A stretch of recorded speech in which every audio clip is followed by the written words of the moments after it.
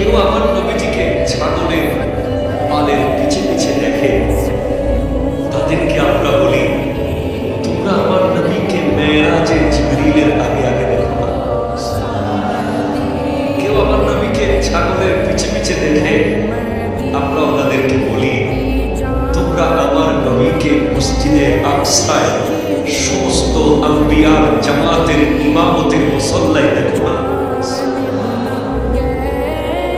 কেউ আমার নবীকে হযরতে খাদিজাতুল কুবরা রাদিয়াল্লাহু তাআলা কর্মচারী বলতে চায়, আমরা তাদেরকে বলতে চাই আমার নবী কখনো কারো কর্মচারী, কারো স্টাফ ছিলেন না।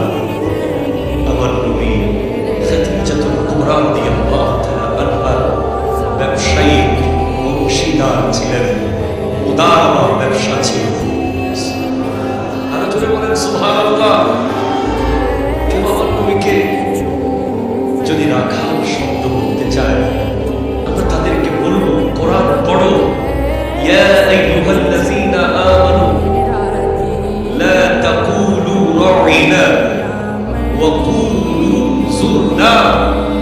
আল্লাহর নবীকে তোমরা রা'ইনা বলিও না, যুরনা বলো। ইমানদারদেরকে আল্লাহ এটাই সম্বোধন করে বলেছেন, কারণ রা'ইনা বললে আরেকটা অর্থ দাঁড়ায় মুনাফিকরা আমার নবীকে রা'ইনা বলে রাখাল বলার চিন্তা করতে চায়।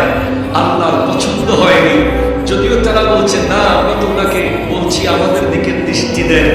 রা'ইনার দুইটা অর্থ, একটা আমাদের দিকে দৃষ্টি নিক্ষেপ করুন, আরেকটা হচ্ছে রাখাল।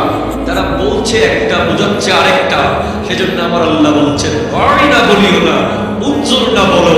কিন্তু আমাদের কিছু ভাইয়েরা এই লেখাপড়া না করে এই ধরনের মিস্টেকগুলো করে যাচ্ছে।